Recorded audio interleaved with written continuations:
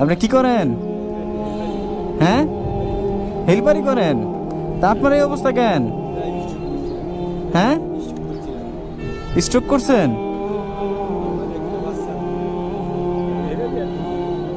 Metric পরীক্ষা দেবে একটা ছেলে, আপনার ছেলে না মেয়ে? ছেলে। আপনার তো অবস্থা খারাপ, আপনি হাঁটতে পারেন? হ্যাঁ, বুঝি না। এভাবে চলতে হয়? পান কত প্রতিদিন আপনি?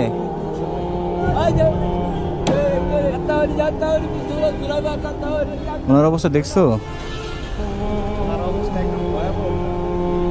আরে আল্লাহ, আপনি কতদিন ধরে হেল্পারি করেন বাবা? 27 বছর ধরে এভাবে হেল্পারি করেন? পারেন আপনি? চলুন, আপনারা তো সম্ভবত দরজার সামনে দাঁড়ায় থাকেন। হ্যাঁ,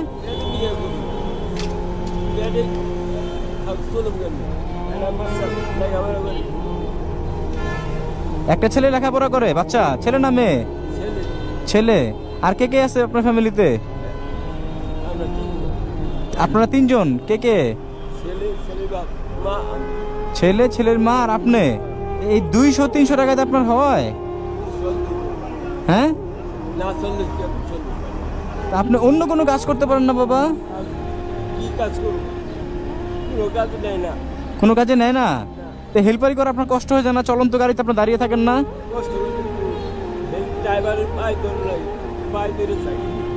ড্রাইভারের পায়ে ধরে চাকরি করেন? পেটের নিগা? আরে আল্লাহ, তা আপনি যে এত কষ্ট না করে আপনাদের ভিক্ষা করতে পারেন, মানুষ আপনাকে দিবে। ভিক্ষা পছন্দ করেন না? একটাবার দেখেন ওনাকে, উনি ঠিক মতো স্থিরভাবে দাঁড়ায় থাকতে পারে না, আর উনি হেল্পারি করে, তো আবার চলন্ত বাসের। অনেক সংগ্রামী ব্যক্তি দেখছি ওনার। আরে আল্লাহ, ওনারা তো বলেছেন বাড়িতে যান, কিন্তু উনি তো বাড়িতে যান না। উনি বলে আমি বাড়িতে গেলে চাল পাবো কোথায়? 3-4 দিন আগে দুপুরে দেখলাম যে আমি একটা সিঙ্গারা খাইতেছি। দুপুরে? দুপুরে আমি বললাম আপনি সিঙ্গারা খান কেন? বাসা যাব ভাত খান, নাহলে হোটেলে ভাত খেয়ে আসেন, আপনার তো টাকা দিচ্ছি। কারণ আমার ওষুধের টাকা নেই, এটা আমি ওষুধ কিনি। একটু ওনার বাসা যাওয়া দরকার আমার, উনি তো বাইকে বসতে পারবে না।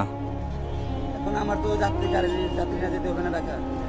যাত্রী আছে কয়জন? একজন না? একজন আছে। আপনি গাড়ি ঘুরান, আপনি কত টাকা পাবেন?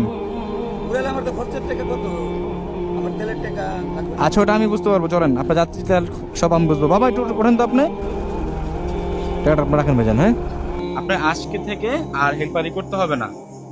আপনি কি করলে আপনার জন্য সহজ হয় বলেন তো আমাকে একটু। হ্যাঁ, একটা দোকানদারি, মুদি দোকান না কি টাইপের দোকান?